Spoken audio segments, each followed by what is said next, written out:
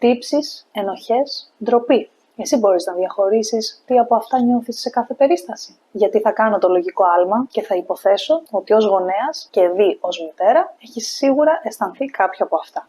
Με τους ρυθμούς που τρέχει η καθημερινότητα σήμερα, τα ατελείωτα to-do lists και τα όλο και υψηλότερα στάνταρ που μας οθεί η κοινωνία να θέσουμε, μου φαίνεται τουλάχιστον αναμενόμενο να βρεθούμε όλοι κάποια στιγμή στη θέση να νιώσουμε ανεπαρκείς. Το πώς αυτό θα μεταφραστεί στο σώμα και στο κεφάλι μας, ως ενοχή, ως τύψεις, ως ντροπή, σχετίζεται με τα βιώματά μας και τον τρόπο που αντιλαμβανόμαστε την πραγματικότητα. Είναι όμως, αν με ρωτάς, χρήσιμο να μπορούμε να εντοπίσουμε τι αισθανόμαστε σε κάθε περίσταση, καθώς αυτά τα συναισθήματα μας μεταφέρουν και κάποιο μήνυμα. Αν τα ακούσουμε, ίσως επωφεληθούμε. Πάμε λοιπόν αρχικά να δούμε τι σημαίνει κάθε ένα από αυτά εν συντομία. Αν θέλεις να τα δεις πιο αναλυτικά, θα σου έχω κάτω στην περιγραφή κάποια σχετικά άρθρα. Η μεταμέλεια ή τύψεις είναι μια βαθύτερη, πιο έντονη συναισθηματική αντίδραση που συνδυάζει την λύπη για τις πράξεις και την ενσυναίσθηση για το τι μπορεί αυτές να έχουν προκαλέσει σε κάποιον άλλον. Είναι λοιπόν η αίσθηση της λύπης ότι έχεις προκαλέσει περιττό πόνο. Η ενοχή, από την άλλη, εστιάζει στη συμπεριφορά. Είναι η συναισθηματική δυσφορία που προκύπτει από την αναγνώριση ότι οι πράξεις σου έχουν παραβιάσει ένα ηθικό πρότυπο ή έχουν πληγώσει κάποιον άλλον. Εστιάζει στην πράξη. Έκανα κάτι κακό. Όχι στην ταυτότητα, είμαι κακός, και συχνά μας παρακινεί στην αποκατάσταση, στην απολογία και στην αλλαγή της συμπεριφοράς. Η ντροπή εστιάζει στην ταυτότητα. Είναι ένα βαθύ, οδυνηρό συναίσθημα. Ότι είμαι θεμελιωδώς, ελαττωματικός, κατεστραμμένος, ανάξιος. Πρόκειται για μια συνολική αξιολόγηση του εαυτού που συχνά συνοδεύεται και από φόβο έκθεσης, δημόσιας κρίσης, οδηγώντας συχνά και σε κοινωνική απομόνωση. Επομένως, όταν αισθάνεσαι τύψεις για κάτι, είναι γιατί ενδιαφέρεσαι και γιατί έχεις ενσυναίσθηση. Αυτό από μόνο του λέει κάτι καλό για σένα, αρκεί να το αφήσεις να σε κατευθύνει και να προσπαθήσεις να επανορθώσεις. Η ενοχή, από την άλλη, είναι ένα πολύ καλό σημάδι ότι το αξιακό σου σύστημα και δουλεύει και σου στέλνει μηνύματα. Έτσι, μπορείς να σκεφτείς τι από αυτό που συνέβη δεν ευθυγραμμίζεται με τις αξίες σου και να το τροποποιήσεις. Αν δεν ήσουν ένας άνθρωπος που ενδιαφέρεται βαθιά, δεν θα ένιωθες ποτέ ενοχές. Οριακά κοπλιμέντο.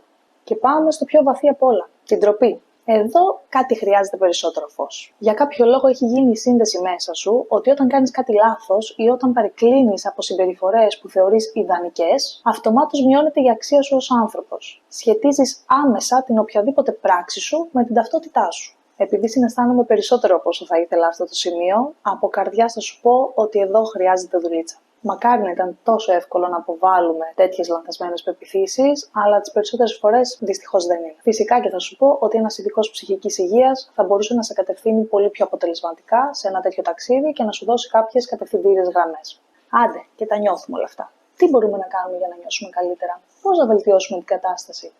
Χαίρομαι που ρωτάς. Θα το πιάσω από το τέλος, καθώς το θεωρώ και το πιο σημαντικό, δίνοντάς σου 2 εργαλεία τα οποία μπορείς να χρησιμοποιήσεις την επόμενη φορά που θα αισθανθείς ότι ο εσωτερικός σου μονόλογος σε μειώνει. Ρεαλιστική αμφισβήτηση της συνθήκης. Τι έχει όντως συμβεί? Όχι τι θα μπορούσε να, τι έχει όντως συμβεί. Απλά και ρεαλιστικά. Φώναξες σε κάποιον, μίλησες απότομα, δεν μίλησες εκεί που θα έπρεπε. Οκ. Αν είναι κάτι τόσο σοβαρό, μπορείς πάντα να απολογηθείς και να δεσμευτείς ότι θα βελτιωθείς στο μέλλον. Δεν είναι και τόσο σοβαρό. Θα προσπαθήσεις ξανά την επόμενη φορά. Μια φράση που έχει χαραχθεί στο μυαλό μου σχετικά με τη γονεϊκότητα είναι ότι καλώς ή κακώς θα έχουμε πάρα πολλές ευκαιρίες επανόρθωσης. Καλώς ή κακώς, τα παιδιά μας είναι προγραμματισμένα να μας αγαπούν και να μας αποδέχονται για αυτό που είμαστε. Αυτό δεν το λέω σε καμία περίπτωση ως ευκαιρία για εκμετάλλευση, ούτε εννοώ ότι είναι πραγματικά απεριόριστες οι ευκαιρίες, ποτέ δεν ξέρεις τι έρχεται αύριο. Απλώς, όταν 50 φορές την ημέρα κάνεις κάτι με το παιδί σου και τη μία εξ αυτών φωνάξεις, καταλαβαίνεις ότι ήδη τις επόμενες ημέρες θα έχεις εκατοντάδες ευκαιρίες να το κάνεις καλύτερα, εκατοντάδες ευκαιρίες να δείξεις υπομονή, ενσυναίσθηση και να μην φωνάξεις. Όσο είσαι συνειδητή και σκέφτεσαι αυτά που κάνεις, που για να είσαι εδώ και να βλέπεις αυτό το βίντεο είσαι, σίγουρα μπορείς και να τα βελτιώσεις. Μίλα όπως θα μιλούσες σε ένα φίλο σου. Ένα τόσο απλό και τόσο σημαντικό εργαλείο. Προσωπικά με τους φίλους μου είμαι πολύ πιο επίοικης και δείχνω πολύ περισσότερη κατανόηση από όσοι δείχνω στα δικά μου λάθη. Επομένως, αν τη στιγμή που μπαίνω στο τρυπάκι να με κατηγορήσω, σκεφτώ ότι το ίδιο ακριβώς πράγμα το έχει κάνει μια αγαπημένη μου φίλη, αυτομάτως δεν μπορώ να μιλήσω με τον ίδιο αυστηρό τρόπο. Αυτομάτως σκέφτομαι όλους τους λόγους που θα μπορούσε αυτή η φίλη να έχει μια ατυχή στιγμή. Γιατί η αλήθεια είναι ότι αυτό συμβαίνει σε όλους μας, λιγότερο ή περισσότερο. Απλώς δεν το αντιλαμβανόμαστε όλοι με τον ίδιο τρόπο. Έχουμε ήδη αρκετές δυσκολίες και αρκετές προκλήσεις στην καθημερινότητά μας, γιατί να επιτρέπουμε τον αρνητικό εσωτερικό μας μονόλογο να προσθέτει σε αυτές. Εννοείται ότι τα λέω για να τα ακούω. Κάτι άλλο που βοηθάει στο να μην χτίζεται αυτή η εσωτερική πίεση, που πολλές φορές εξωτερικεύεται με τρόπους που δεν σε εκφράζουν, είναι η ευαλωτότητα. Εδώ έρχομαι να αντιπαρατεθώ ξεκάθαρα στο σύγχρονο πρότυπο της σούπερ γυναίκας που τα κάνει όλα και συμφέρει. Όχι. Ένας άνθρωπος που δεν είναι ψυχικά καλά δεν συμφέρει κανένα. Δεν υπάρχει τίποτα πιο σημαντικό, ή τουλάχιστον δεν θα έπρεπε να υπάρχει, σε μια κοινωνία, από την ευημερία των πολιτών της. Δυστυχώς αυτό σήμερα δεν φαίνεται να είναι κατανοητό από όλους, αλλά ας μην επεκταθώ περαιτέρω.